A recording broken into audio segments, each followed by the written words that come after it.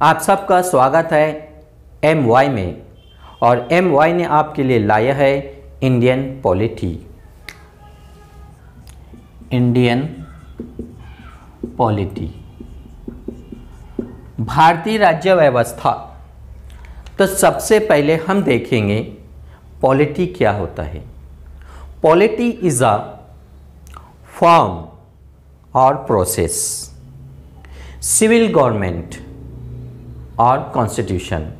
Polity वो शब्द है जिसमें सिविल गवर्नमेंट होती है, या फिर वो कॉन्स्टिट्यूशन, जैसे इंडियन पॉलिटी तो भारत का वो फॉर्म या वो सिविल गवर्नमेंट जो संविधान द्वारा चल रहा है। हर देश की अपनी अपनी गवर्नमेंट होती है।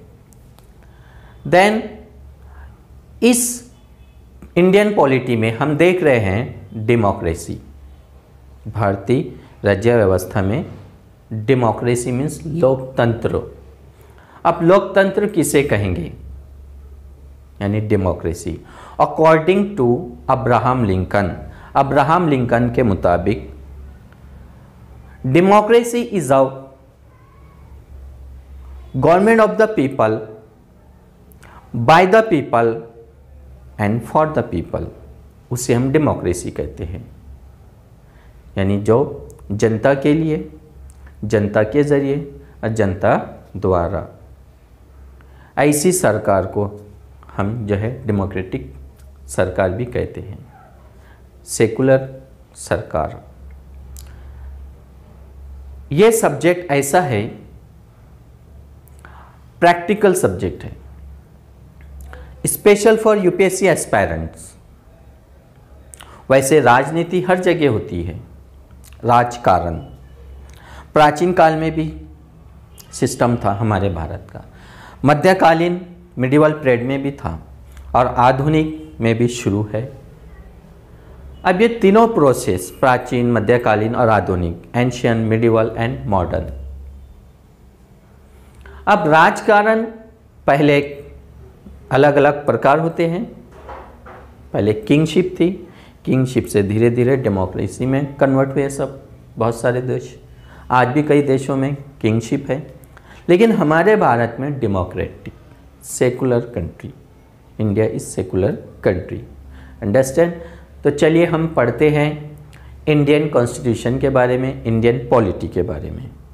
और ये ऐसा सब्जेक्ट है जो आपको प्रीलिम्स, मेंस और इंटरव्यू तीनों जगह काम आता है, और प्रैक्टिकल में भी काम है।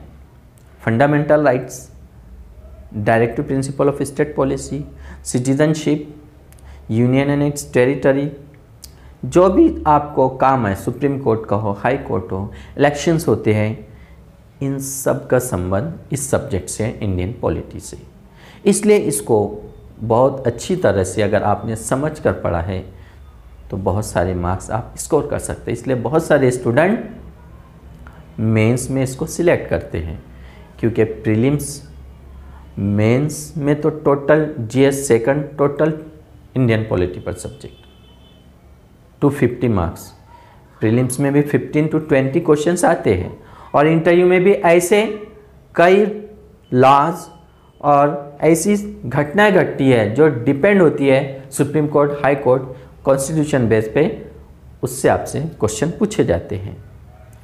तो आज हम देखेंगे इंडियन पॉलिटी में हिस्टोरिकल बैकग्राउंड, हिस्टोरिकल बैकग्राउंड, ऐतिहासिक पृष्ठभूमि भारतीय संविधान की। जब ब्रिटिश भारत में आए, वो समय था 1600 का। ईस्ट इंडिया कंपनी भारत में आई एज ए ट्रेडर, कारोबार करने। और किससे परमिशन लिया? उनको परमाना मिला है, परमिशन मिली है क्वीन एलिजाबेथ से। क्वीन एलिजाबेथ ने चार्टर दिया, जाओ कारोबार करो। सब तरफ कर रहे थे, भारत में भी जाओ। भारत में एज ए कारोबार धीरे धीरे धीरे 1600 से 1707 औरंगज़ेब की डेथ होती है, और उसके बाद से फिर भारत के क्षेत्रीय हिस्सों में अलग अलग जगह जाकर इंटरफेयर करने लगते हैं।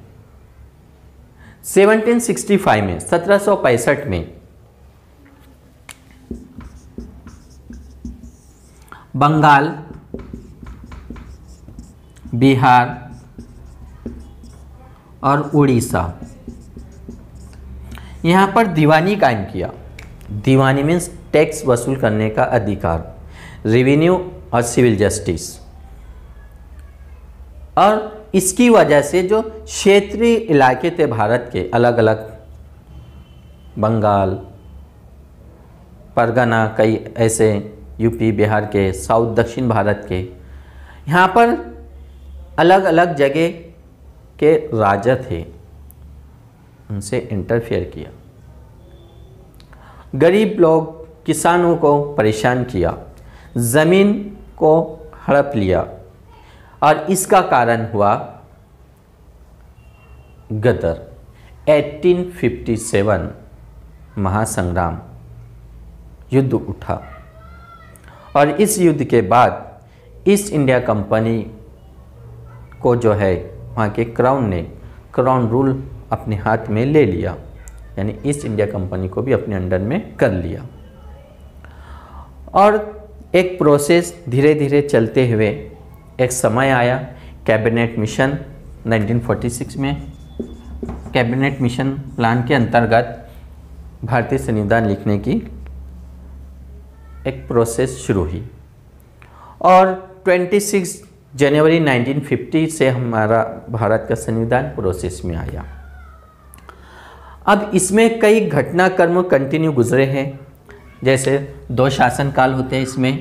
एक है इस कंपनी का रूल, कंपनी का शासन 1773 से 1857, और दूसरा है क्राउन रूल।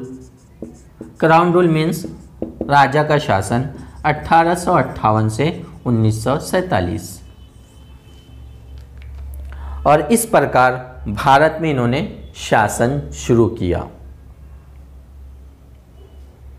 आए थे कारोबार के लिए, लेकिन धीरे धीरे धीरे इन्होंने क्या किया, बंगाल, मद्रास, बॉम्बे, फिर बाद में जिस क्षेत्र के जो राजा थे उनके जो मिनिस्टर्स थे उनको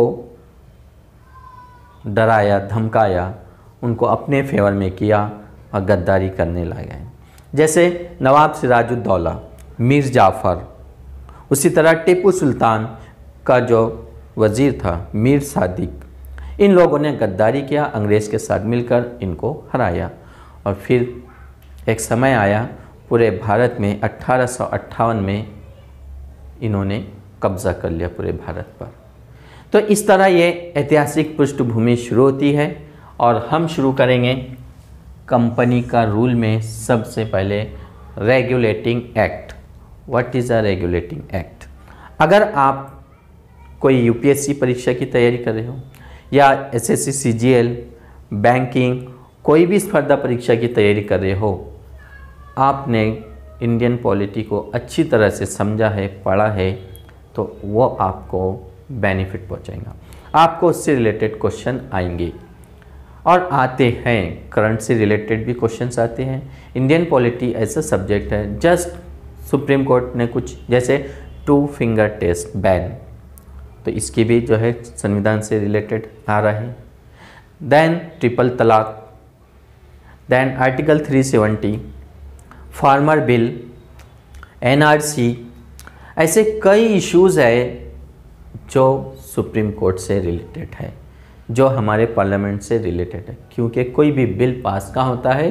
पार्लियामेंट में, Lok Sabha, Rajya Sabha, then president sign.